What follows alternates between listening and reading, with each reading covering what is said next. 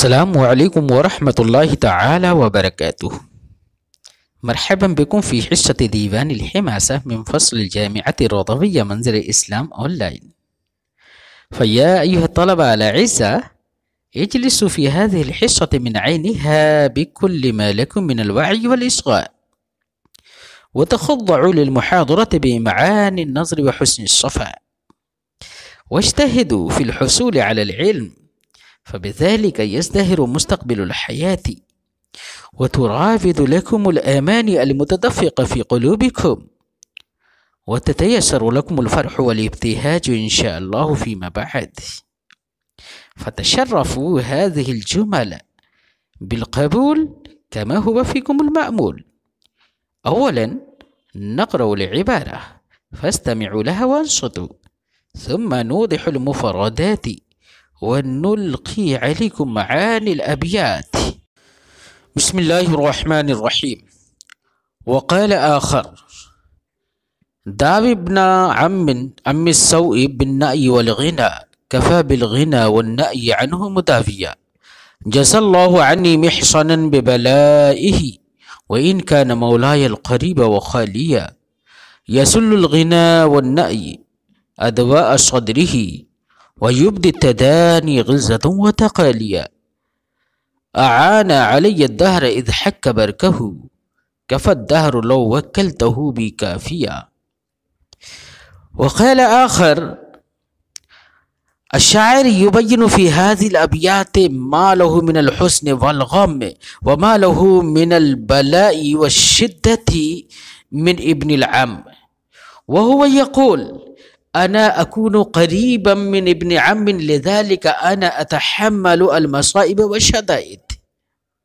لو كنت بعيدا من ابن العم لكنت محفوظا ومسونا من بلائه ومحنته. هذا هو الدرس، هو يلقي عليكم في هذه الأبيات. يقول: داوي ابن عم السوء بالنأي والغنى. داوي من داوى يداوي مداواة، معناه عالج. ابن عم السوء، السوء يقال الرجل السوء، أي الرجل السيء الخلق. بالنأي، النأي معناه البعد، والغنى معناه الاستغناء وعدم المبالاة. كفى بالغنى، كفى الغنى والنأي هو فاعل لقوله كفى، والباء هو الزائدة داخل الباء داخلة على الفاعل، والنأي عنه مدافية. كفى الغنى والنأي مدافية ومعالجة. هذا هو العلاج الصحيح. يقول: داوي ابن عم السوء بالنأي والغنى، داوي ابن عمك السيء الفاجر بالبعد والاستغناء وعدم المبالاة به، وإنه دواء صحيح له. أي إن الغنى وعدم المبالاة والبعد عنه هو دواء وعلاج صحيح له. فهمتم؟ جزى الله عني محصنا ببلائه، وإن كان مولاي القريب وخاليا. جزى الله عني محسنا، جزاه أي أبدله.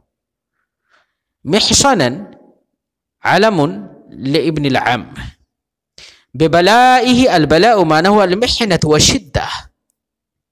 وإن كان مولاي القريب، المولى ابن العم القريب، وخالية الخال أخت الأم، أخو الأم. معنى جزى الله عني محصنا ببلائه، جزى الله عني ابن عمي محصنا ببلائه وشدته علي، وإن كان هو مولاي القريب وخالي البعيد، أي هو متصل بي بالطرفين، بالأب وبالأم. فهمتم؟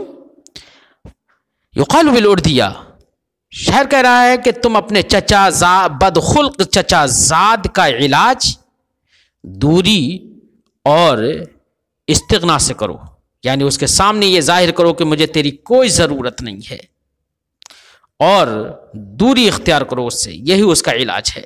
کفا بالغنا والنائی عنہ مداویہ. لہذا اس کا علاج کرنے کے لیے دوری اور لاپرواہی یہی کافی ہے. جزا اللہ عنی محسن ببلائہ. اللہ رب العزت میری طرف سے میرے چچا زاد بھائی محسن کو اس کی تکلیف رسانی پر بدلہ دے، اگرچہ وہ میرا قریبی چچا زاد بھی ہے اور بعیدی میرا ماموں بھی ہے. یسل الغنا والنائی ادواء صدرہ ویبدی التدانی غلظة وتقالیا. سل یسل سلا معنہ اخرج، سل السیف من الغمد ای اخرجہ وابرسہ من الغمد.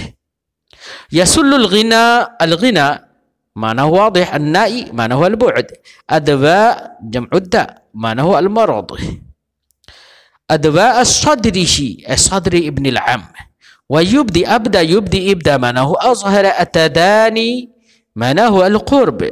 غلظة معنى هو شدة. وتقاليا، التقالي معنى هو المعاهدات، العداوة بل بغضاء.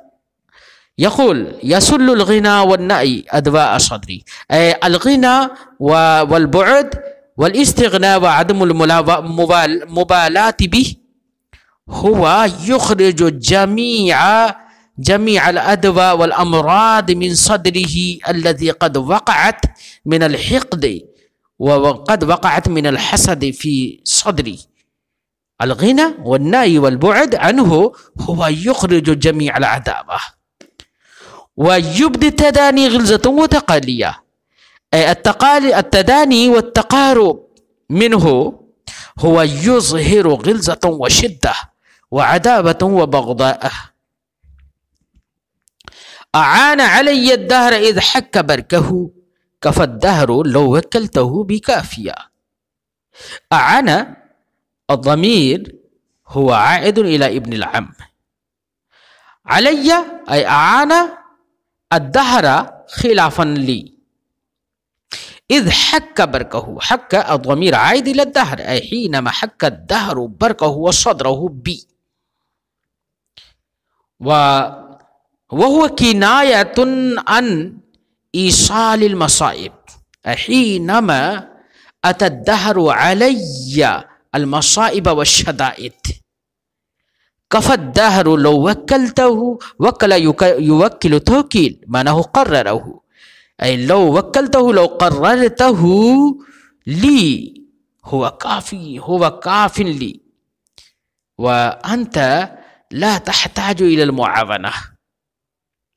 يقول أعان علي الدهر إذ حك بركه، أي هو ابن العم قد أعان الدهر خلافا لي حينما أتى الدهر علي المصائب والشدائد. ثم يخاطب ابن العم ويقول يا ابن العم لو أنت قررت الدهر علي في إيصال المصائب والمحن لهو يكون كافيا لي وأنت لا تحتاج إلى المعاونة. يقال بالأردية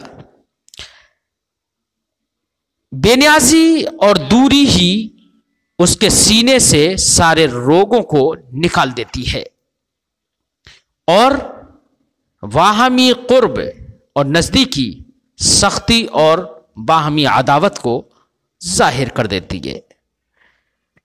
اس چچا زاد نے تو میرے خلاف زمانے کی مدد کی جب زمانے نے اپنا سینہ میرے سے رگڑا، یعنی مجھ پر پریشانیاں لے کر آیا.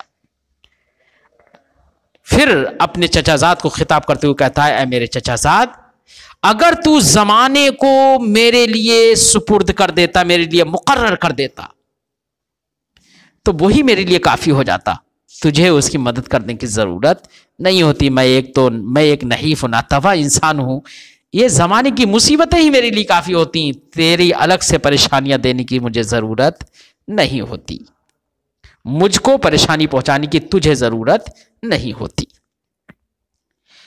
قد انتهى الدرس.